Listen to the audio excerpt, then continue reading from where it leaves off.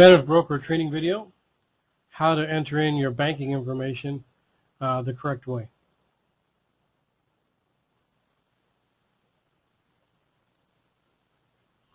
All right, so this is your back office, and to enter your banking information, you're going to go under Account, and you're going to click on Banking Information.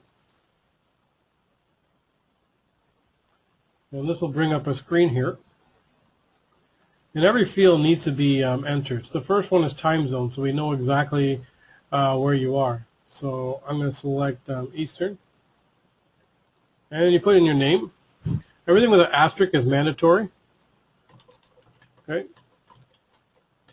Information on this should be the same information that is on your bank account. So if you go by nicknames and things like that, you need to put your full legal name here, your gender, your date of birth, starting with the year,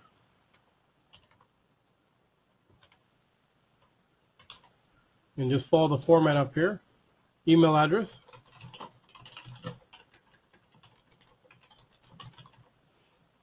your phone number, it's the last 10 digits. So if you're living somewhere that has more than 10 digits, put in the last 10 digits only. All right. Once you've done that, your work number, if you have one that you're able to put in there. Mobile number, that's up to you. Your address. So address is required.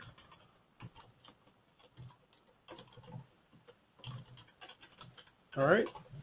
City, again, required. State, province.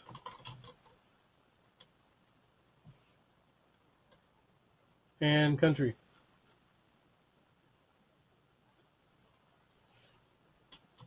So this is asking for abbreviation here.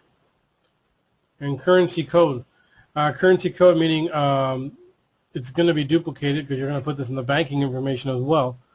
But currency code is the currency that your bank account is in. So euros, Canadian, US, pounds, whatever it is, pesos, dinars. So put that there, please.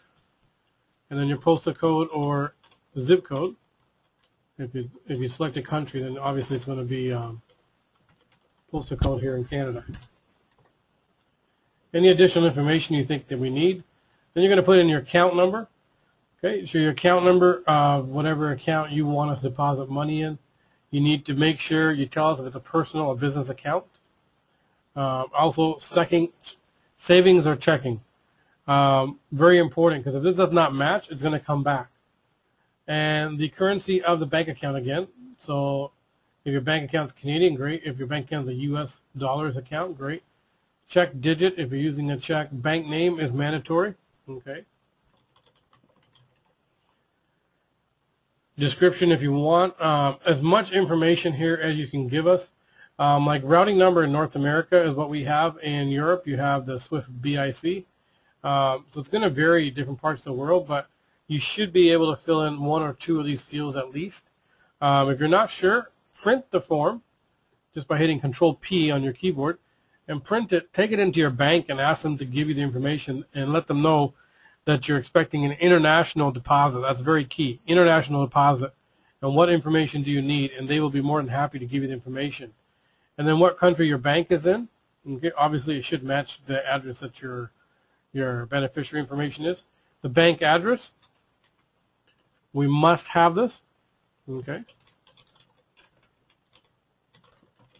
And I know a lot of places you only go by one name, but on this you have to give us your first and last name, bank address, bank city, postal code, any additional information. And then ID. ID we must have. It must match the name of the beneficiary information. So country, whatever country it is. So I'm picking Canada as the example, so we'll stick with that. Government type, if it's a driver's license, birth certificate, SIN number, whatever it is. Passports and things like that are not accepted, so that's why it's not asked. So if it's a driver's license, put in your driver's license number or whatever it is. State or government, if it's a government ID, put federal government. If it's a state, then put the name of the state or province.